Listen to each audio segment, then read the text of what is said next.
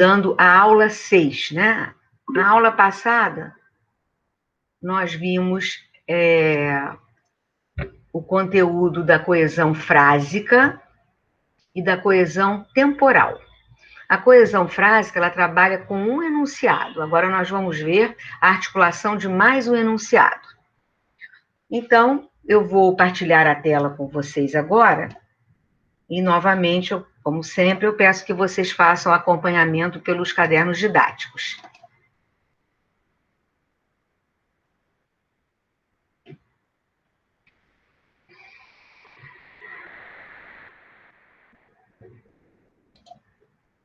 Então, vamos lá.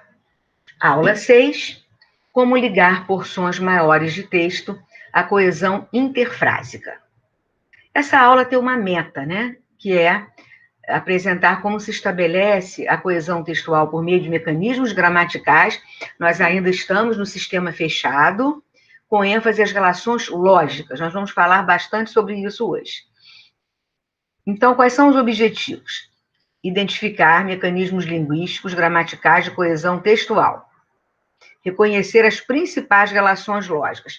Eu vou logo ao início aqui estabelecer essa diferença. Relações lógicas são relações naturais, bem simples, como de causalidade, tem causa e consequência, de tempo, há sempre um antes e um depois. Nós vamos ver, avançando mais um pouco na aula 7, que às vezes as relações não são essas relações tão naturais, são relações mais argumentativas, mais provocativas. Então, a aula de hoje nós vamos estudar essas relações lógicas. Por exemplo, condicionalidade, causalidade, mediação, temporalidade, modo, conformidade e disjunção. Eu acho que algumas aqui vocês talvez desconheçam, né? Ou conheçam com outro nome. Distinguir, então, as relações semânticas expressas pelos conectores, né? Que concretizam essas relações nessa coesão interfrásica. O próprio nome está dizendo aí o que é interfrásica, né? Entre frases. Identificar as relações semânticas expressas por pausas. Às vezes a gente não tem o conectivo, mas a pausa também expressa uma relação semântica. Então, vamos passo a passo começar a nossa aula, não é? Então, retomando o fio da meada, na aula passada, nós vimos na superfície textual, a coesão ela é trabalhada exatamente na superfície textual, ela dá unidade formal ao texto, e nós vimos que a coesão pode ser estabelecida por meio de mecanismos gramaticais e lexicais. Na aula passada, nós estudamos, dentre os mecanismos gramaticais, a coesão frásica. Lembram que é estabelecer a ordem das palavras, a relação entre sujeito e predicado, o uso correto de pronomes, de preposições. E hoje nós vamos estudar a coesão interfrásica, quer dizer, vai ter mais de uma frase, vamos dizer assim. É chamada de interfrásica, interfrástica. Alguns autores chamam também de conexão, como, por exemplo, Van Dyck. Van Dyck chama de conexão, a conexão entre blocos de texto. Então, a coesão interfrásica, o próprio nome sugere, interfrases, ela vai revelar uma relação de interdependência de sentido entre essas frases. Essa relação de sentido, ela pode ser expressa explicitamente por um conectivo, que nós vamos chamar de conector, e também, às vezes, a pausa. Não tem conectivo nenhum, mas a pausa, às vezes, dá conta de expressar essa relação. Na aula passada, eu lembro que eu mostrei a vocês um verbete explicando o que é conector. Então, mas é melhor a gente retornar a isso. A gramática tradicional, ela não fala de conector, ela fala de conectivo.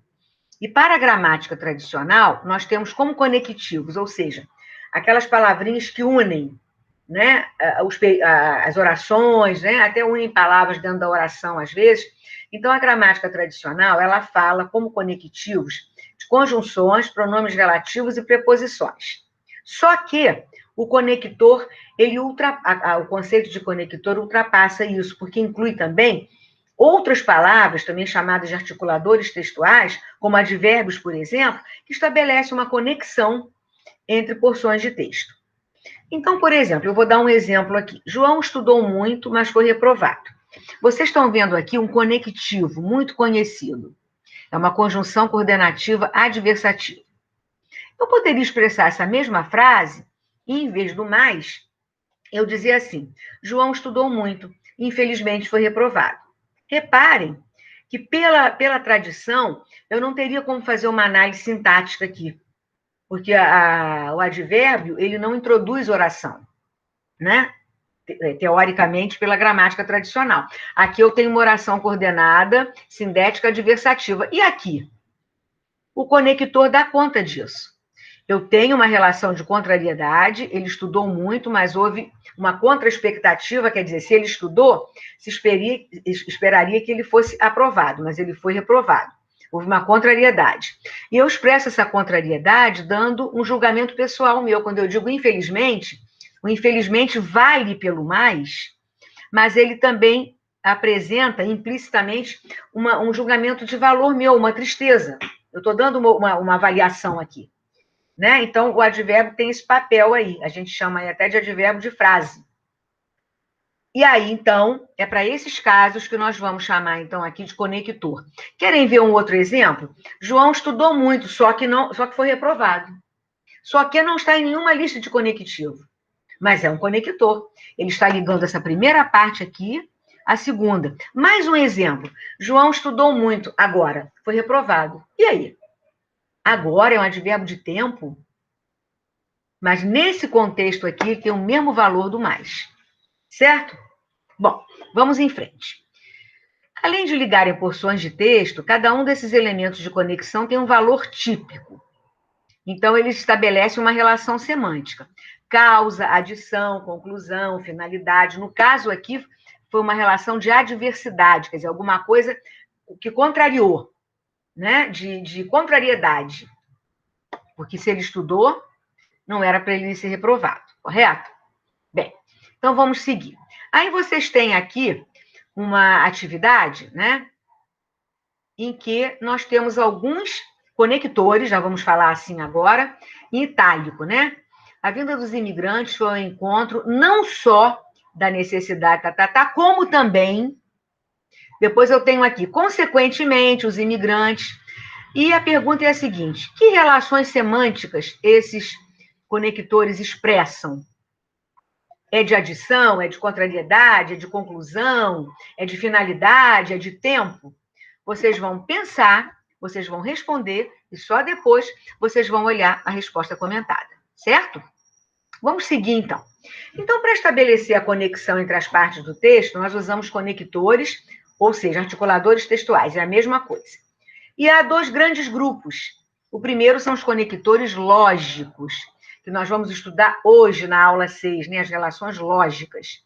E os segundos, os segundos, né, isso mesmo, eles são constituídos pelos encadeadores discursivos. São aquelas relações mais provocativas, que nós vamos ver na aula 7. Então, vamos ver agora, então, de que trata esse tópico aqui, conectores lógicos. Então, eles vão expressar um tipo de relação lógica que se estabelece entre os enunciados. Lógica aqui no sentido de naturalidade, quer dizer, coisas da vida. Então, vamos ver os principais, as principais relações. Condicionalidade. Nós temos a conexão de duas orações, uma introduzida por ser, e a outra pode aparecer um então, que pode estar implícito. Por exemplo, se chover muito, então a rua ficará alagada. Eu até poderia não colocar o então. Então, reparem que há uma relação de condição aqui. Isso aqui é condição para a rua ficar alagada. Há outros conectores também que expressam essa relação de condicionalidade, mas vocês reparem que os tempos verbais vão se modificar. E aí, eu vou chamar a atenção para o que nós estudamos na aula passada, quando nós falamos da coesão temporal, que é uma adequação aí dos tempos e modos verbais do enunciado. Caso faça bom tempo, aqui, repare, aqui eu usei o futuro do subjuntivo, aqui eu já estou usando o presente do subjuntivo. E na outra oração, que a gente vai chamar de oração principal, nós temos o futuro do presente mesmo, certo? Mas reparem aqui, olha, se eu falasse assim, ó, caso faça bom tempo, iremos à praia. Mas se eu falasse assim, caso fizer bom tempo, olha aquela questão da gramática internalizada a que nos referimos na aula passada. Se não me engano, era o mesmo exemplo com caso, com esse conector aqui, certo? Vamos em frente. Nas gramáticas tradicionais e nos livros didáticos, as orações que estabelecem essa relação de causalidade, elas são chamadas de causais, né? Como nesse exemplo aqui, olha, passou mal porque bebeu demais, né? Vocês veem aqui que nós temos duas orações, uma encerra a causa e a outra a consequência. A causa que acarreta a consequência. Então, uma coisa interessante é vocês pensarem onde está a causa e onde está a consequência. Aqui eu tenho a consequência e aqui eu tenho a causa. Nessa oração de porquê, fica até um pouco complicado, porque a consequência vem na frente da causa, né? E do ponto de vista lógico, a causa tem que vir na frente da consequência. Mas com porquê é assim mesmo. Passou mal é a consequência, e aqui é a causa. Eu posso expressar essa relação de causa e consequência pela gramática tradicional usando o outro tipo de oração, que ela chama de consecutiva. Bebeu tanto que passou mal. Reparem, aqui a causa está na frente da consequência. É sempre importante a gente ver onde está a causa e a consequência.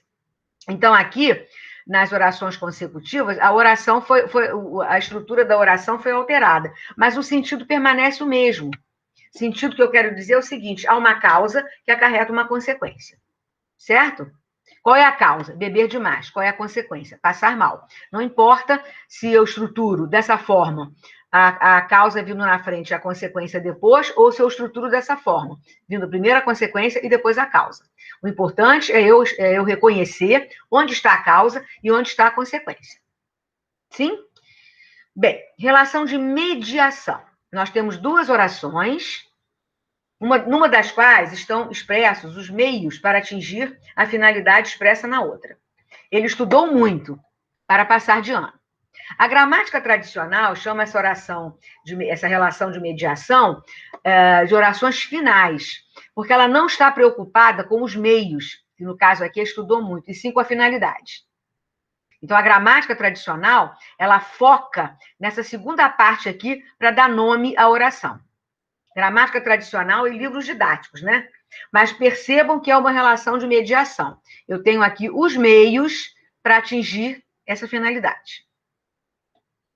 Vamos em frente. Relação de temporalidade. É a relação por meio da qual se localizam no tempo, por meio de duas orações, ações e acontecimentos. Então, nós podemos ver esse relacionamento temporal de vários tipos, né? Tempo simultâneo, exato, pontual. Por exemplo, assim que chegou, telefonou para a mãe. Eu poderia substituir esse assim que por vários outros conectores temporais. Quando chegou, mal chegou, nem bem chegou, logo que chegou. Reparem que a ideia é a ideia de tempo. Quando eu tenho um conectivo só, como quando, eu chamo de conjunção. Quando eu tenho mais de um, eu chamo de locução conjuntiva. Importante frisar isso aqui. Agora vamos ver tempo anterior e tempo posterior. Olha essa conjunção, locução conjuntiva aqui. Antes que ela reclamasse, ele justificou a demora, tempo anterior. Depois que a professora saiu da sala, os alunos começaram a fazer bagunça. E temos também o tempo progressivo, contínuo. À medida que estuda, aprende. Então, aqui, prestem atenção nesses três aspectos da relação de temporalidade. O tempo exato, simultâneo, o tempo anterior, posterior e o tempo progressivo. Relação de conformidade. Expressa por meio de duas orações em que se mostra a conformidade do conteúdo de uma em relação à outra. O menino agiu conforme o pai havia aconselhado, quer dizer, de acordo com. Relação de modo.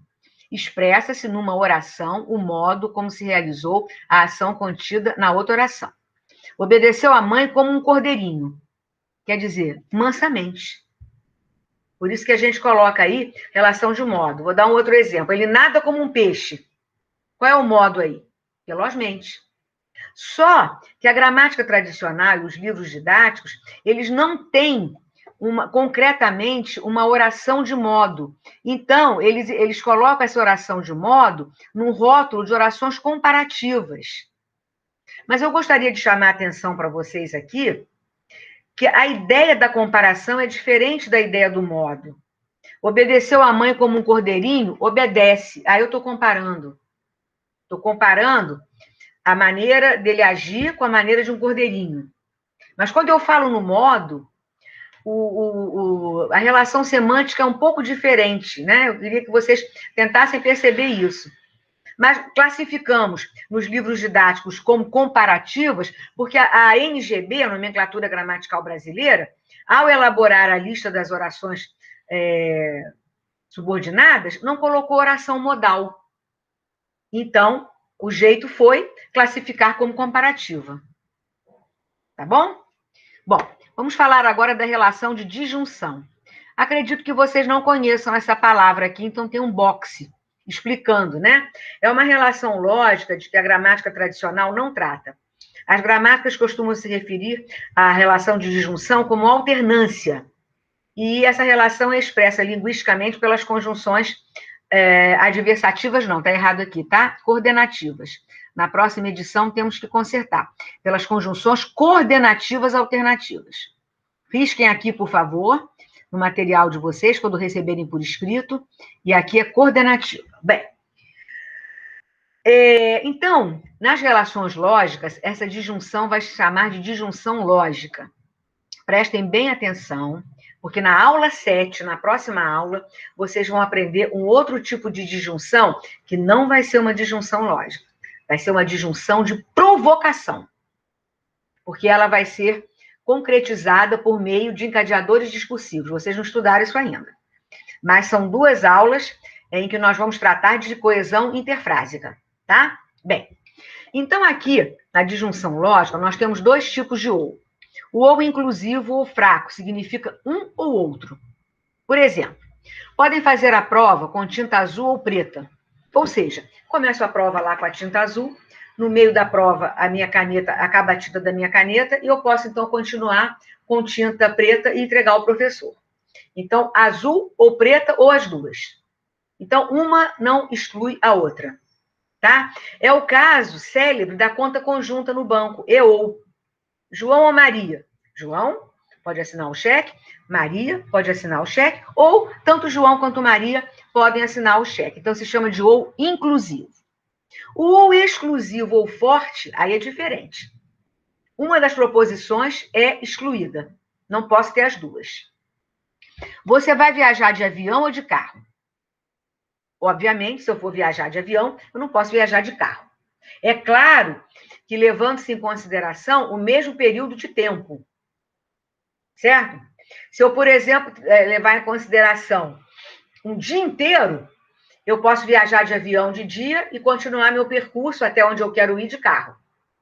Mas eu estou pensando numa faixa, num recorte de tempo. Aí, se eu faço uma coisa, eu não posso fazer outra. Quem vai ganhar a eleição para presidente da República? A ou B? Um exclui o outro, só tem uma vaga. Né? Quem vai casar com Maria? João ou Pedro? Nós não temos aqui bigamia, então só um pode casar. É essa disjunção aí que nós chamamos de forte com ou exclusivo. As gramáticas tradicionais, os livros didáticos, normalmente não fazem essa distinção entre ou exclusivo e ou inclusivo, que eu acho uma pena, né? É uma análise dos conectivos nas gramáticas muito reducionista. Isso aqui ajuda você a pensar, né? O nome alternativa não dá conta disso tudo, dessa riqueza aqui que a gente tem para poder se expressar melhor e escrever melhor, que é o objetivo do nosso curso. Vocês agora têm uma atividade aqui em que vocês vão ter que indicar quais são as relações lógicas marcadas por esses conectivos aqui que estão em itálico, tá bom? Vocês têm tanto que aqui. Vocês vão dizer, então, de que se trata. Conforme, ou um ou aqui, vamos ver que tipo de ou é esse, né? Um para, quando, um como aqui, caso, novamente o ou. Bom, os enunciados a seguir apresentam o conector ou, estabelecendo uma relação de disjunção. Nós já vimos que a gramática tradicional chama isso de alternância, né? Alternativa. Então, eu quero saber aqui em qual enunciado o ou é inclusivo e em qual enunciado ele é exclusivo, e vocês vão ter que justificar, tá bom? Depois aqui, nós temos uma relação de temporalidade. Eu quero saber aqueles aspectos. Se o tempo é simultâneo, se ele é anterior ou posterior, ou se ele é contínuo. E, finalmente, vocês têm a resposta comentada aqui, que não deve ser vista antes de realizarem o exercício. Tá? Eu costumo dizer que o aluno que olha a resposta antes dá um tiro no pé, porque ele não tem um termômetro para avaliar como é que ele está indo. Né? Quando a gente faz, não sabe e erra e depois corrige, a probabilidade de não errar mais é muito maior do que se você copiar uma resposta pronta. Bom, vamos em frente. Agora nós vamos ver que, às vezes, nós não temos conectivo nenhum. E, ainda assim, a gente consegue depreender qual é a relação semântica. Certo? Por exemplo, perdi o ônibus. Ponto. Cheguei atrasado à rodoviária. O que vocês percebem aí? Nitidamente, vocês veem que há uma relação de causa e consequência. Qual é a causa? Eu cheguei atrasado. Qual é a consequência? Perdi o ônibus. Aí, vocês vão escrever isso aí, com essa relação de causa e consequência, da maneira que vocês quiserem. Perdi o ônibus porque cheguei atrasado à rodoviária. Cheguei tão atrasado à rodoviária que perdi o ônibus. Como cheguei atrasado, perdi o ônibus. A gente tem uma série de conectivos aí que expressam essa relação de causa e consequência. Bom, então, quando nós colocamos o porquê aqui, nesse caso, nós vamos explicitar uma relação que já tinha sido marcada pela pausa. Ou seja, a pausa, ela é capaz de marcar uma relação semântica. Então, o conector aqui, ele vai apenas evidenciar ou explicitar uma relação implícita, que já existia. Mas, cuidado, nem sempre é assim. Não é sempre que, quando eu não tenho conectivo, eu sei exatamente qual é a relação. Há casos, não é, em que a ausência do conector pode abrir possibilidade para várias interpretações. E aí a presença do conector, ela é importante. Então, vamos ver aqui, por exemplo, eu vou colocar esse exemplo aqui. Paulo saiu, Maria chegou. Eu aí não tenho como, sem falar mais alguma coisa, sem colocar o conector, eu saber qual é a intencionalidade do sujeito enunciador. Olha só, olhem só. Eu estou acabando de dizer que não é possível perceber o significado real sem o conector. Olhem quantas possibilidades eu poderia ter aqui. Paulo saiu assim que Maria chegou. Paulo saiu, mas Maria chegou. Paulo saiu porque Maria chegou. Paulo saiu, apesar de Maria ter chegado. Se Paulo saiu, Maria deve ter chegado. E para cada uma dessas 5 interpretações, eu posso ter um ponto de ancoragem. Por exemplo, no caso do exemplo 3A, Paulo saiu assim que Maria chegou. Eu posso pensar o seguinte: Paulo estava esperando Maria para sair. Em 3B, vamos voltar lá em 3B. Paulo saiu, mas Maria chegou. Ou seja, Paulo e Maria não poderiam sair ao mesmo tempo. Talvez porque não pudessem deixar uma criança sozinha, pequena, ou qualquer outro motivo. Então, eu digo, Paulo saiu, mas Maria chegou. Né? Em 3C, a justificativa pode ser a mesma de 3B. Paulo saiu porque Maria chegou. Ou seja, ou então qualquer outra justificativa. Por exemplo, Paulo saiu porque Maria chegou. Poderia ser também, Paulo e Maria não se dão bem, então um saiu porque o outro chegou. Agora, em 3D, a situação poderia ser inversa de 3C. Vamos voltar lá em 3D. Paulo saiu apesar de Maria ter chegado. Né? A de 3C. Apesar de gostar muito da visita de Maria, Paulo saiu. Também não é difícil enquadrar o exemplo 3E numa situação comunicativa. Poderia ser a justificativa 3A ou 3B. Se Paulo saiu, Maria deve ter chegado. Então, vocês perceberam? O que eu quis mostrar aqui é que nem sempre a pausa revela o que efetivamente a gente quis dizer. Então, às vezes, é necessário que o conectivo seja explicitado para podermos ter compreensão total. Porque é uma coisa interessante, o enunciador, ele sabe o que ele quer dizer, mas o interlocutor, né, o destinatário, não tem, às vezes, essas pistas todas. Então, é preciso explicitar. Aqui vocês vão ter mais uma atividade em que vocês vão ter vários blocos de texto, eu gosto de chamar isso aqui de blocos de texto. Ó, o dia estava lindo, fomos à praia. Vocês vão ter que unir, identificando a relação semântica que há entre eles. Qual é a relação semântica que há aqui? Nós não temos conector nenhum. Bom, no enunciado, o carro quebrou, não viajamos, percebe-se entre as duas partes uma relação de causa e consequência. Está marcada pela pausa, não há conectores. Então, aqui se pede que vocês preencham com conectores e podem preencher com vários conectores. Ok? Eu dou um exemplo aqui, né? Não foi a aula, estava com dor de cabeça. Não foi a aula porque estava com dor de cabeça. Como estava com dor de cabeça, não foi a aula. Estava com tanta dor de cabeça que não foi a aula. Não foi a aula, estava com dor de cabeça, portanto, não foi a aula. Então, não nos preocupemos aqui com classificação de conjunções, e sim com preencher essa lacuna da situação de causa e consequência. Bem, a resposta comentada, que não é para ser vista antes do exercício ser realizado, e a conclusão da nossa aula, não é? Em que nós vimos aqui as relações lógicas, como elas se expressam, quais são as principais relações lógicas, essas relações lógicas sendo expressas por pausas e sendo preenchidas por conectores, que às vezes são desnecessários e às vezes são necessários.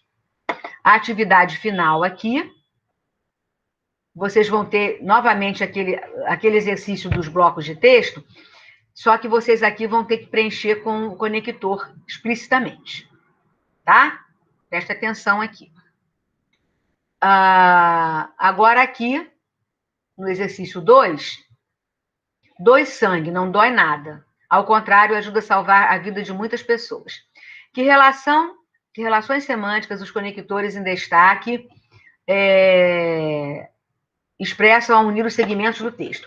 Você fica nervoso quando vê sangue? Muita gente morre porque não vê. Doe sangue são esses aqui, ó. Quando e por quê? Nem sempre as relações semânticas entre enunciados são expressas por meio de conectores. As pausas também significam. No segmento, dói sangue, não dói? Qual é a relação?